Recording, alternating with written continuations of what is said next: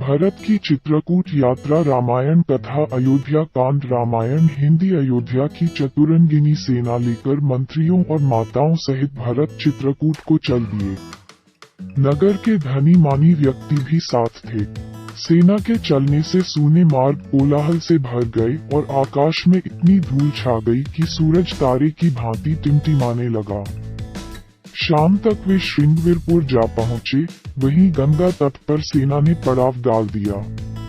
निषादराज गुह ने सेना की पताकाओं से जान लिया कि यह अयोध्या की चतुरंगिनी सेना है।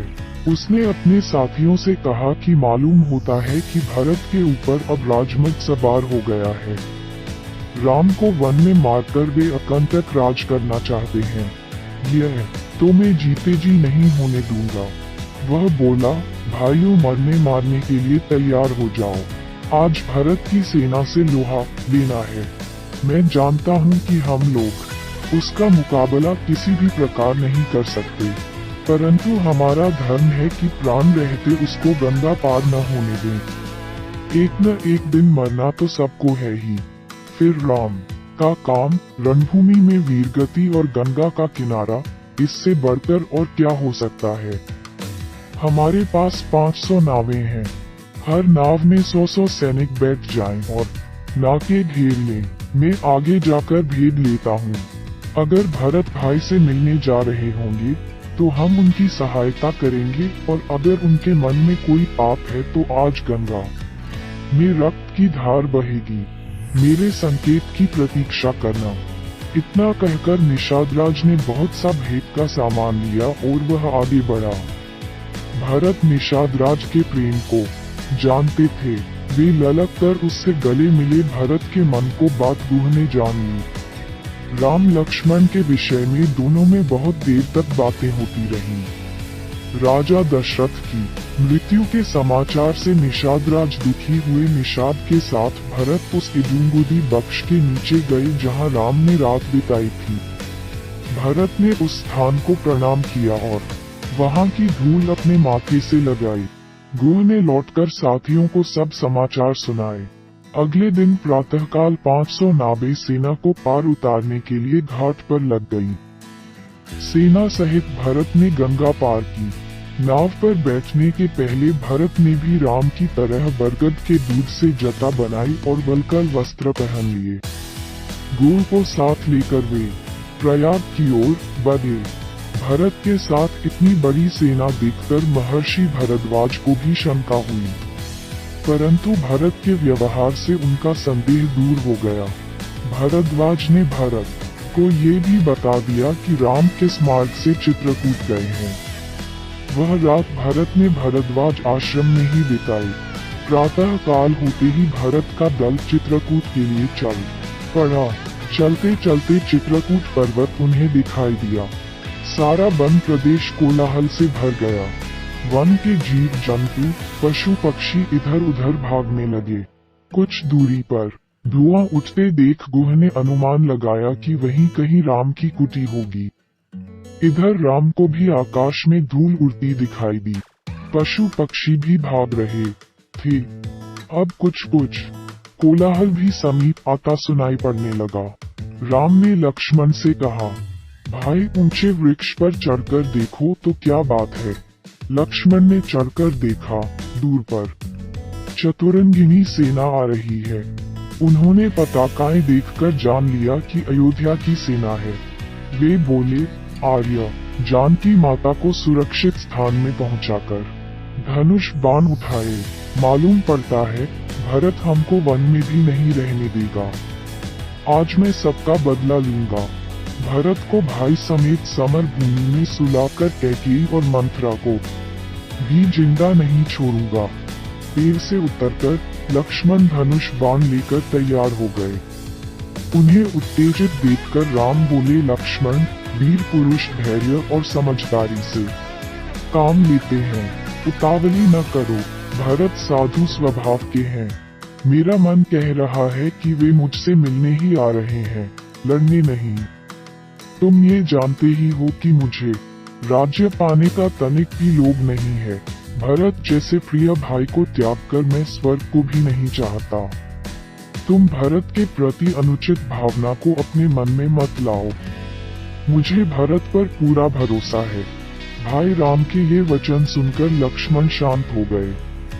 इधर भरत सेना को ठहराकर शत्रुघ्न के साथ आगे बढ़े। उन्होंने देखा कि तेजस्वी राम एक शिला पर बैठे हैं। पास में ही सीता और लक्ष्मण भी बैठे हैं। वे व्याकुल होकर राम के चरणों पर गिर पड़े। भरत को देखकर राम भी हड़बड़ाकर उठे। कहीं धनुष गिरा, कहीं बाण और कहीं उत्तरीय। उन्होंने भरत को उठाकर छाती से लगा लिया। दोनों की आंखों में प्रेम की धाराएं बहने लगी। भाई से मिलकर भरत ने सीता जी के चरणों में प्रणाम किया।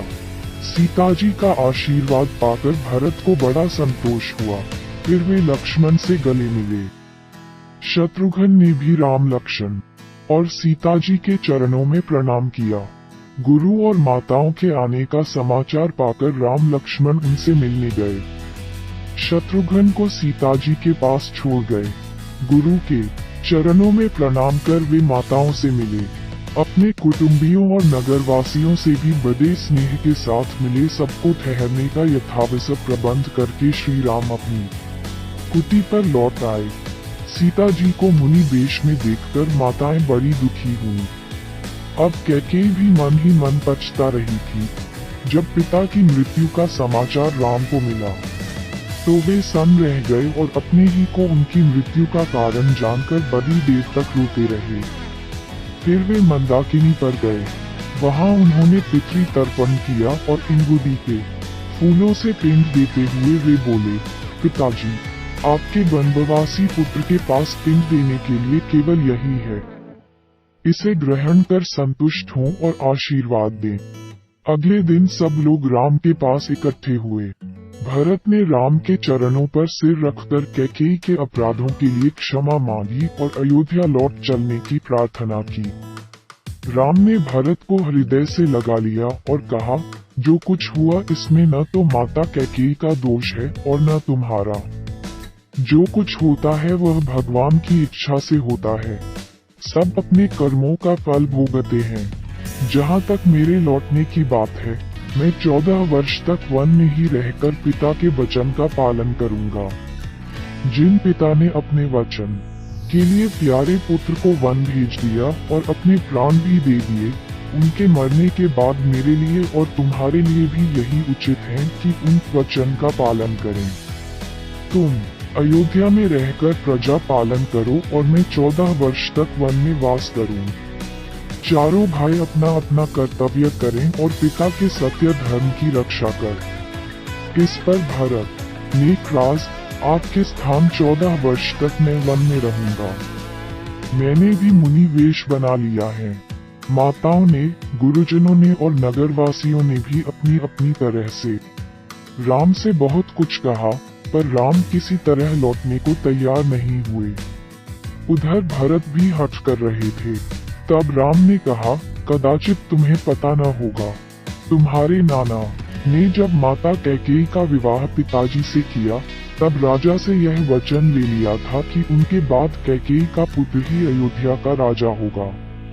अतः राज्य तुम्हारा ही है। फिर माता कैकेयी के 2 वरदान भी मांगने को कहा था। ये तुमने सुना ही होगा।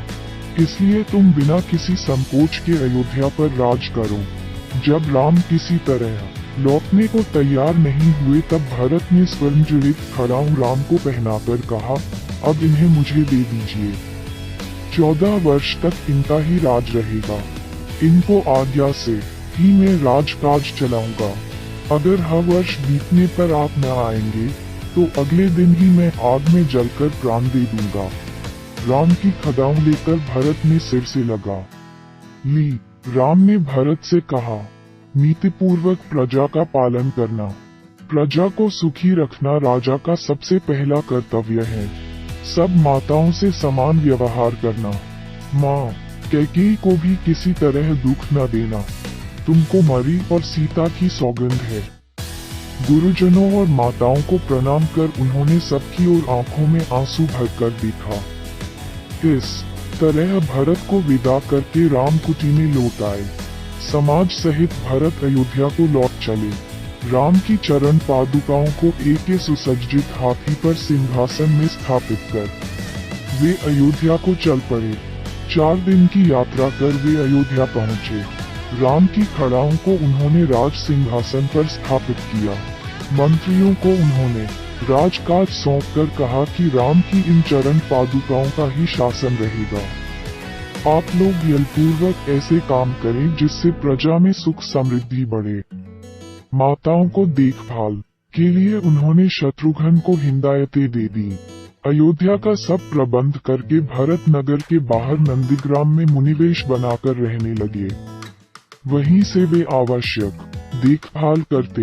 भरत के चले जाने के बाद राम लक्ष्मण और सीता मंदाकिनी नदी के किनारे किनारे दक्षिण की ओर बढ़े और अंत्री ऋषि के आश्रम में पहुंचे। इन तीनों ने ऋषि को प्रणाम किया। ऋषि ने भी उनको संतान की तरह अपनाया। उनकी पत्नी भगवती अनसुया तपस्या और पतिव्रत धर्म के लिए प्रसिद्ध थी।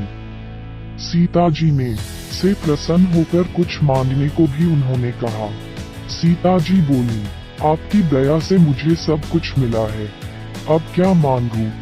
इस उत्तर से अनसुया प्रसन्न हुई और उन्होंने सीता जी को दिव्य माला, दिव्य वस्त्र और आभूषण देकर कहा कि ये न तो कभी मैले होंगे और न कभी नष्ट होंगे। सीता जी ने उन्हें ग्रहण किया। रात को उसी आश्रम में उन्होंने विश्राम किया।